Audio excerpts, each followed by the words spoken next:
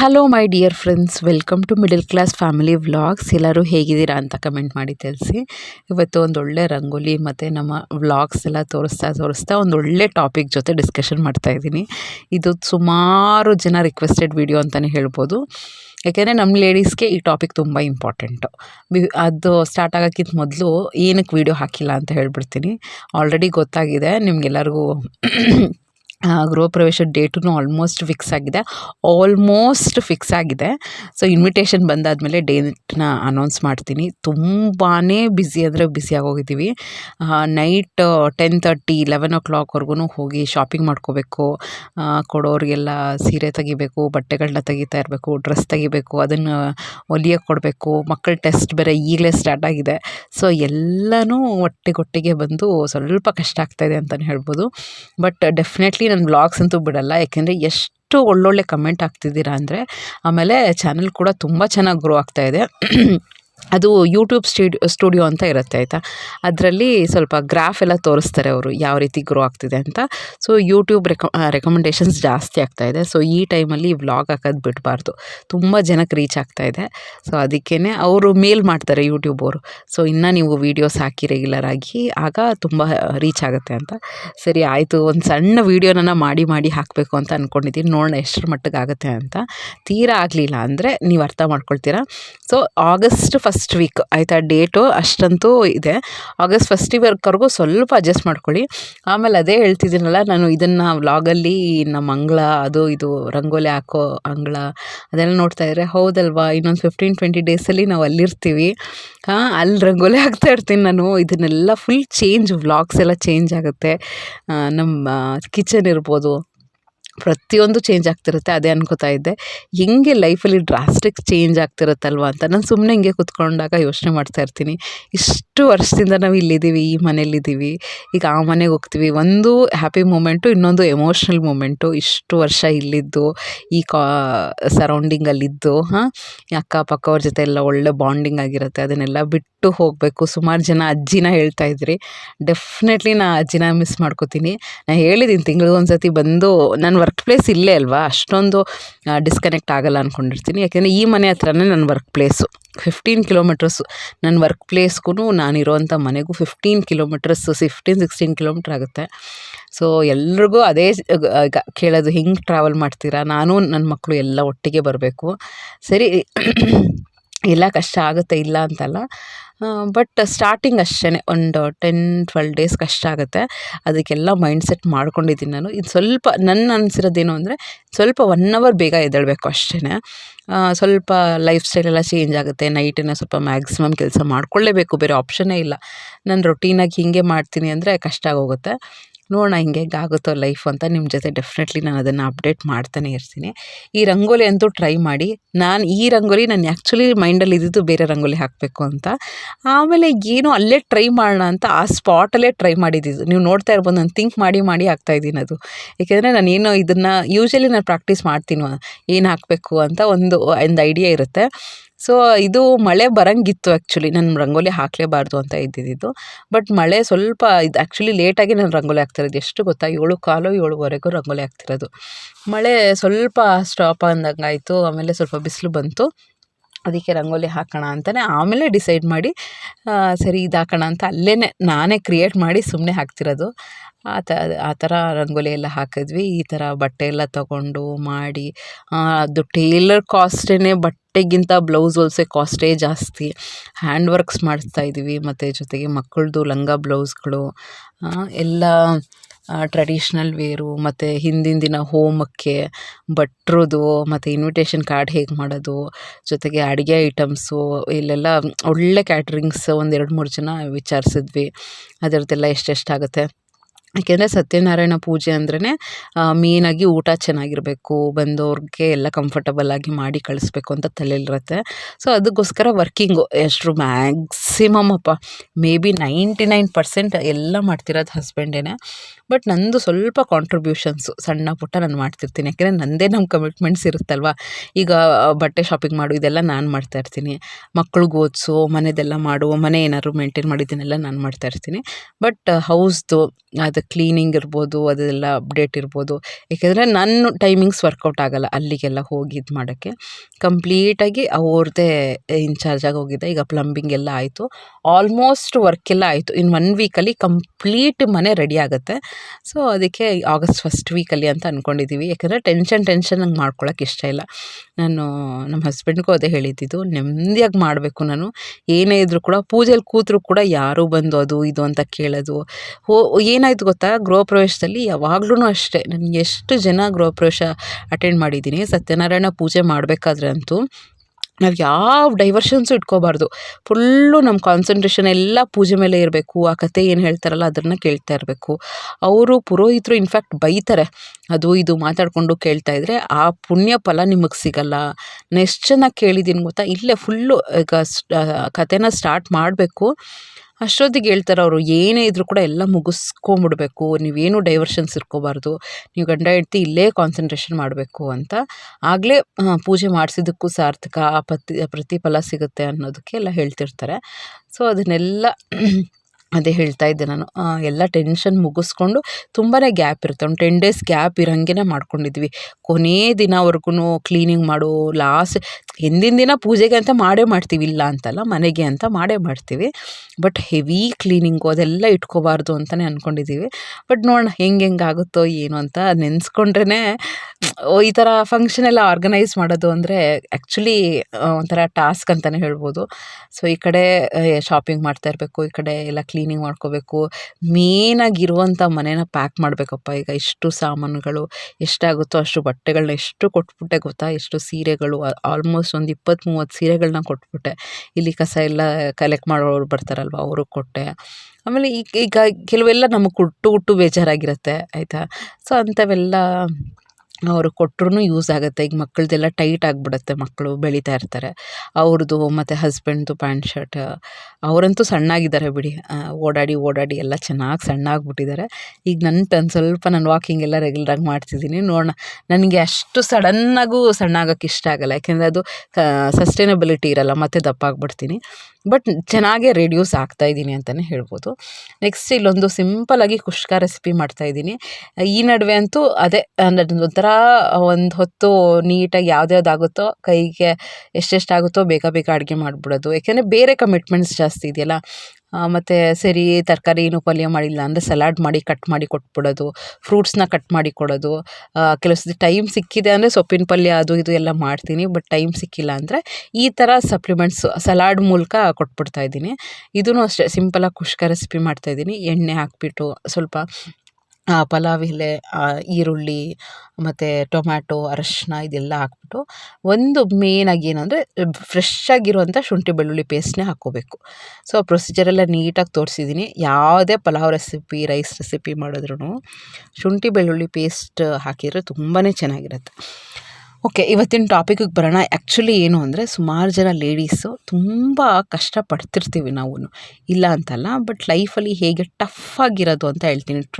Tough ಅಂದರೆ ಈಗ ನಮ್ಮನ್ನು ಮಿಸ್ಯೂಸ್ ಮಾಡ್ಕೊಳ್ಳೋಂಥ ಜನಗಳೇ ಜಾಸ್ತಿ. ನೀವು ಸ್ವಲ್ಪ ಸರಿಯಾಗಿ ಶಾರ್ಪ್ ಇಲ್ಲ, ಸ್ಮಾರ್ಟಾಗಿಲ್ಲ, ನಾವು ಸ್ವಲ್ಪ ಇನ್ ಕೇಸ್ ನಾವು ತಲೆನ ತುಂಬ ಉಪಯೋಗಿಸಿಲ್ಲ ಅಂದರೆ ಎಲ್ಲರೂ ನಮಗೆ ಮೋಸ ಮಾಡೋದೇ ಜಾಸ್ತಿ.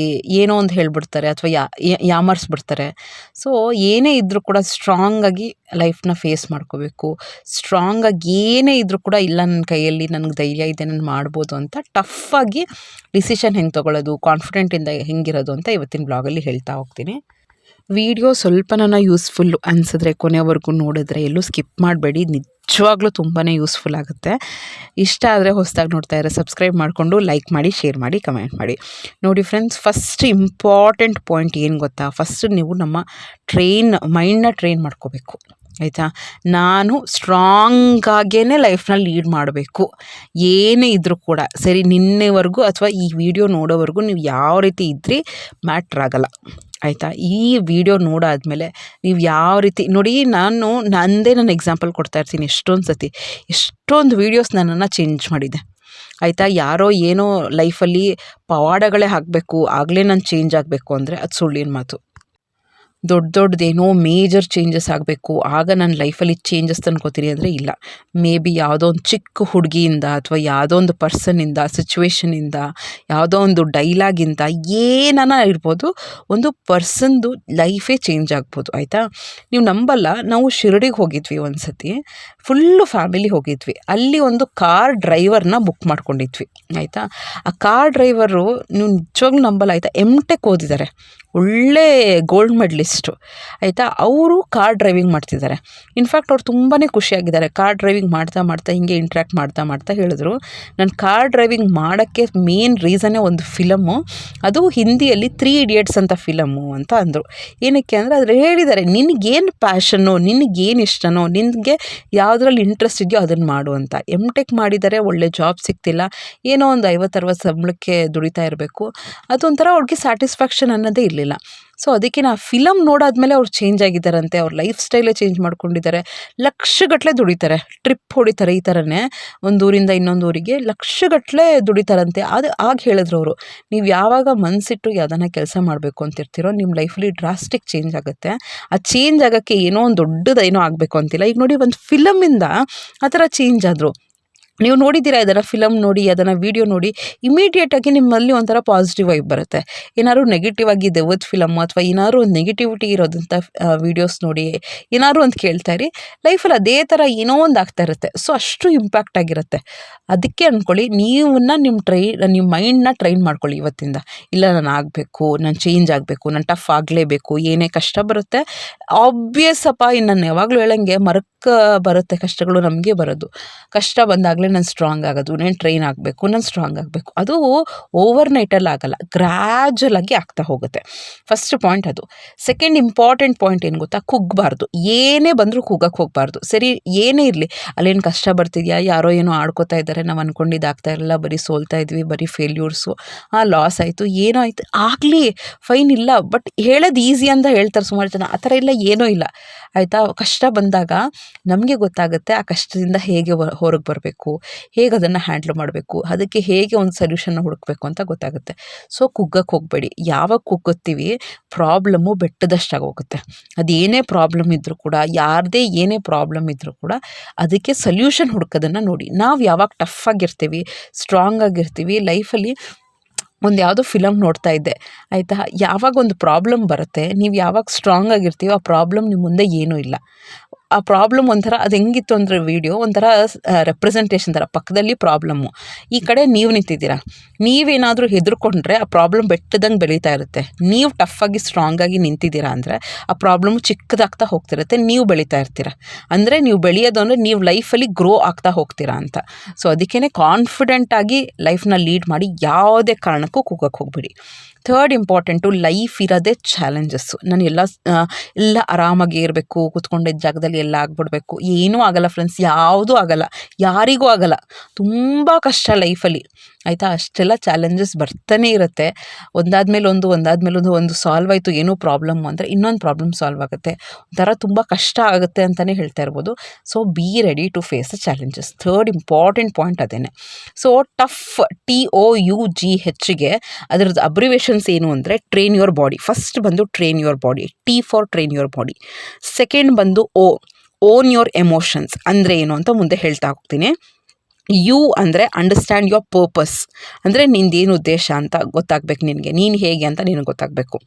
G ಬಂದು ಗ್ರೋ ಥ್ರೂ ಯುವರ್ ಪೇನ್. ಆಯಿತಾ, H ಬಂದು ಹೋಲ್ಡ್ ಆನ್ ಯುವರ್ ಹೋಪ್ ಅಂತ. ಸೊ ನಾನೇ ಮಾಡಿದ್ದು ಕೂತ್ಕೊಂಡು ಟಫಾಗೇ ಇರಬೇಕು ಅಂದರೆ ಟ್ರೈನ್ ಮಾಡ್ಕೊಳ್ಳಿ ನಿಮ್ಮ ಬಾಡಿನ, ಎಮೋಷನ್ಸ್ನ ಓನ್ ಮಾಡ್ಕೊಳ್ಳಿ. ಅಂದರೆ ಅಂಡರ್ಸ್ಟ್ಯಾಂಡ್ ಯುವರ್ ಪರ್ಪಸ್. G ಅಂದರೆ grow through your pain. H ಅಂದರೆ hold on to your hope. ಅಂದರೆ ನೋಡಿ, ಫಸ್ಟ್ ಆಫ್ ಆಲು ನಾವು ಟಫ್ ಆಗಬೇಕು ಅಂದರೆ ಏನನ್ನ ಕಂಟ್ರೋಲ್ ಮಾಡ್ಕೋಬೇಕು. ಈಗ ಇದು ಗೊತ್ತಾಯ್ತಲ್ವ, ಟ್ರೈನ್ ಯುವರ್ ಬಾಡಿ ಗೊತ್ತಾಯ್ತಲ್ವ. ಫಸ್ಟು ಮೈಂಡ್ನ ಸ್ಟ್ರಾಂಗಾಗಿ ಮಾಡಿಬಿಡಿ. ಏನೇ ಚಾಲೆಂಜಸ್ ಬಂದರೂ ಸರಿ ಬರುತ್ತೆ, ನಾನು ಅದನ್ನು ಫೇಸ್ ಮಾಡಬೇಕು ಅಂತ ಫಿಕ್ಸ್ ಆಗಿಬಿಡಿ. ನೆಕ್ಸ್ಟ್ ಬಂದು ಓನ್ ಯುವರ್ ಎಮೋಷನ್ಸ್. ನಾವು ಟಫ್ ಅಂತ ಯಾವಾಗ ಗೊತ್ತಾಗುತ್ತೆ ಹೇಳಿ, ಆಪೋಸಿಟ್ ಪರ್ಸನ್ಸ್ ಕೆಲವರೆಲ್ಲ ನನಗೆ ಒಂದು ಕಾಲದಲ್ಲಿ ನೀನು ತುಂಬ ಬೋಲ್ಡ್ ಆಗಬೇಕು, ನೀನು ಧೈರ್ಯವಾಗಿರಬೇಕು ಅಂತ ಹೇಳ್ತಿದ್ರು. ಈಗಂದರೆ ಈಗ ಎಷ್ಟು ಬೋಲ್ಡ್ ಆಗಿದೆಯಪ್ಪ, ನೀನು ನೋಡಿ ಕಲಿಬೇಕು ಅಂತ ಹೇಳ್ತಾರೆ. ನನ್ನ ಬಗ್ಗೆ ನಾನು ಹೇಳ್ಕೊಳ್ಳೋದಲ್ಲ, ಹೆಂಗೆ ಗೊತ್ತಾಗುತ್ತೆ ಆಪೋಸಿಟ್ ಪರ್ಸನ್ಗೆ ನೀವು ಬೋಲ್ಡ್ ಆಗಿದ್ದೀರಾ? ನೀವು ನಡ್ಕೊಳ್ಳೋಂಥ ರೀತಿ, ಮಾತಾಡೋವಂಥ ರೀತಿ, ತೊಗೊಳ್ಳೋಂಥ ಡಿಸಿಷನ್ನು, ನೀವು ಲೀಡ್ ಮಾಡುವಂಥ ಲೈಫ್ ಸ್ಟೈಲು ಪ್ರತಿಯೊಂದು ನಿಮ್ಮ ಬೋಲ್ಡ್ನೆಸ್ನ ಪೋರ್ಟ್ರೇ ಮಾಡುತ್ತೆ. ನೀವು ಯಾವಾಗಲೂ ಅಳ್ತಾ ಕೂತ್ಕೊಳ್ಳೋದು, ಹೆದರ್ಕೊಳ್ಳೋದು, ಇದನ್ನು ಡಿಸಿಷನ್ ತೊಗೊಂಡಾಗ ತುಂಬ ಕನ್ಫ್ಯೂಷನ್ಸು. ಒಂದು ಡಿಸಿಷನ್ ತೊಗೊಂಡ್ಮೇಲೆ ಪದೇ ಪದೇ ಅದನ್ನು ಚೇಂಜ್ ಮಾಡೋದು. ಡಿಸಿಷನ್ ಅಂದ್ರೇ ಅರ್ಥ ಒಂದಕ್ಕೆ ನಿರ್ಧಾರ ಮಾಡಿ ಅದಕ್ಕೆ ಕಷ್ಟ ಸುಖ ಏನೇ ಬಂದರೂ ಅದನ್ನು ಫೇಸ್ ಮಾಡೋಕ್ಕೆ ರೆಡಿ ಇರಬೇಕು. ಸೊ ಇದೆಲ್ಲನೂ ಪ್ರತಿಯೊಂದೂ ನಮಗೆ ಗೊತ್ತಾಗುತ್ತೆ. ಓಕೆ, ಇವ್ರು ಹೀಗೆ, ಇವ್ರು ಈ ಥರ ಸ್ಟ್ರಾಂಗು, ಈ ಥರ ಏನೋ ಡಿಸಿಷನ್ ತೊಗೋತಾರೆ ಅಂದರೆ ತುಂಬ ಸ್ಟ್ರಾಂಗಾಗಿ ತೊಗೋತಾರೆ. ಇವ್ರು ಮಾತಾಡೋದು ತುಂಬ ತೂಕವಾಗಿ ಮಾತಾಡ್ತಾರೆ, ಇವ್ರ ಹತ್ರ ಮಾತಾಡೋದು ತುಂಬ ಕಷ್ಟ, it is A very tough lady ಅಂತ ಹೇಳ್ತಾರೆ ಕೆಲವ್ರಿಗೆಲ್ಲ. ಅಂದರೆ ಏನು ಅಂದರೆ ಏನೇ ಆದರೂ ಕೂಡ ಟು ದ ಪಾಯಿಂಟ್, ಯಾರು ಏನು ಯಾಮಾರ್ಸೋಕ್ಕಾಗಲ್ಲ. ಆ ಥರ ನಾವು ಲೈಫ್ನ ಲೀಡ್ ಮಾಡಬೇಕಾಗುತ್ತೆ. ಸೊ ಎಮೋಷನ್ಸ್ನ ಕಂಟ್ರೋಲ್ ಮಾಡ್ಕೋಬೇಕು.